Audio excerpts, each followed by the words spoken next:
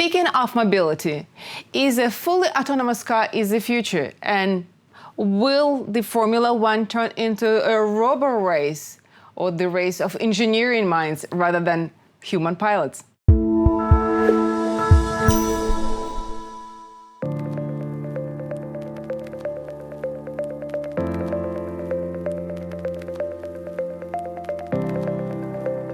How far are we from autonomous car? For the systems, it would need, because for sharing, it's necessary, because somebody has to go from A to B, and the next person has to go not from B to A. He has to go from C to D. So from B to C, you have to bring this car autonomously in order to make that system work. To my point of view, that system's not going to fly, so we don't need autonomous cars for that.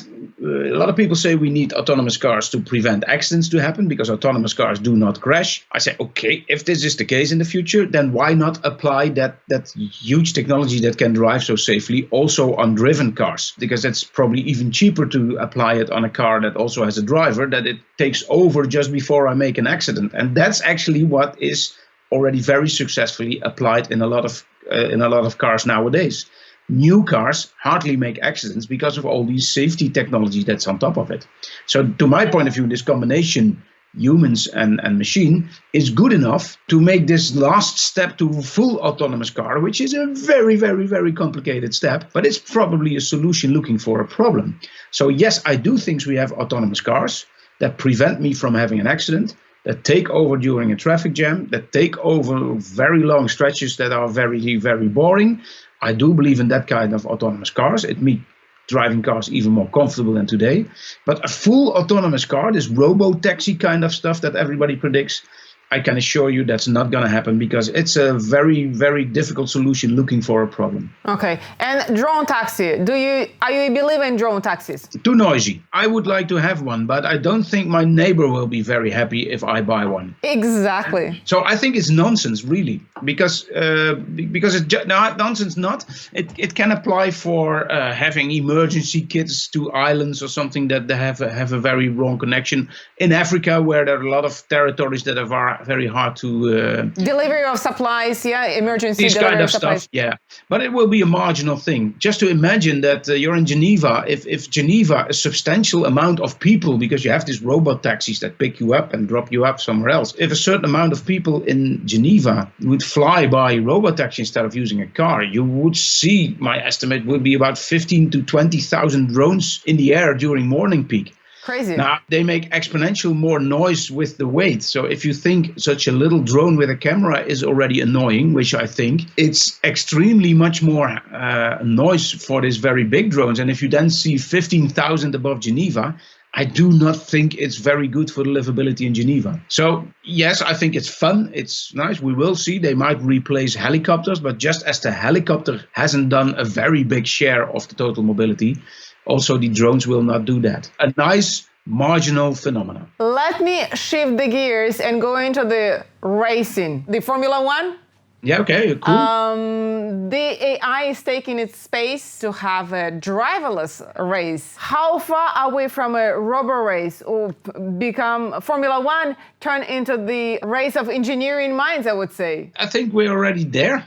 There is now a new competition in the student racing competition. My students are also responsible for all the student teams, and one of my teams is competing in that. And there's about 600 universities from all around the world combining in this student championship.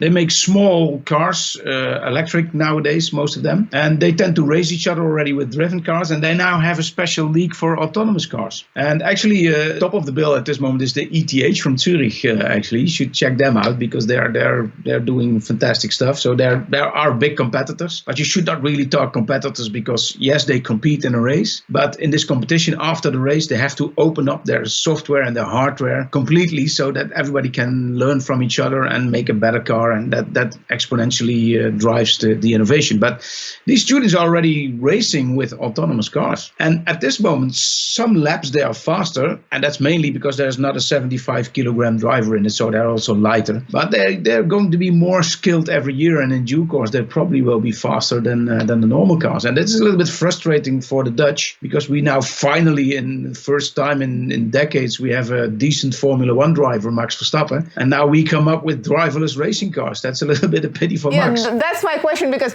who's going to be a superhero? Because we all like to watch the race, watch the show, taking risk for the pilots. Exactly. It's in our biology that we tend to like people that take risks. We tend to love stupid people that do kind of berserk risk takers. That's why these Formula One are so popular.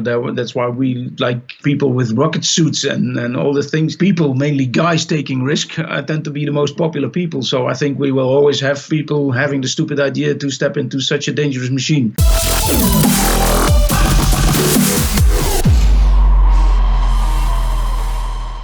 The bottom line here is that, as you say, autonomous car is far, far away. Then definitely you say no to a shared car, so that we keep our private space private. Yeah, can I maybe say, because shared cars is an interesting solution for very dense cities. It might also be the better solution for your second car, because your first car, I don't think we're going to easily change that if you're not living in a very dense city. For your second car, it might be the better option, because every now and then you can have a Porsche or a moving truck or something. So I think it's an interesting phenomena economically as well, but it will be more a side dish, not a main phenomena, a marginal phenomena. And if you say autonomous cars are going to take a long time, no, it's going to be very fast, but as a car that every now and then takes over from the driver, as semi-autonomous cars, as you might know. This robot taxi without a driver, I don't see any sensible business case behind it to go into this very, very expensive development that's still necessary there.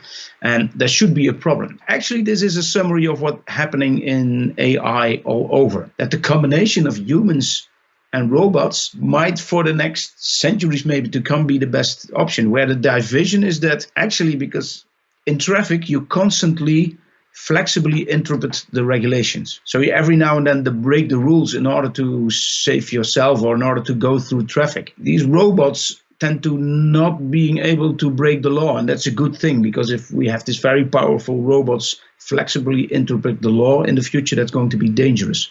So I think the division in the future between us and robots is that the robots do all the coloring inside the lines, regular kind of stuff, and that actually our real added value, maybe our only added value as human beings, that we are able to flexibly interpret the laws and the regulations without things getting out of the hand. That's the essential thing what our role of the future will be. So to find that synergy with AI and to be friends with robots. Yeah, we have to be friends, because otherwise if we make them enemies, they're going to be 1,000 times more powerful than we are already in due course. And we have to prepare for that, because a lot of people say, but robots, they can do one thing very good, but they will never be as good as human beings. No, forget about that. There are 3 things why they will be better. The first thing is that actually this increase of intelligence, of machine intelligence, is not going to stop. It's going to continue. And the second thing is that it's not going to stop at our level of intelligence. There's no reason why they don't have this limitation of a brain, of one skull where everything has to fit in. They have very much higher calculation speeds.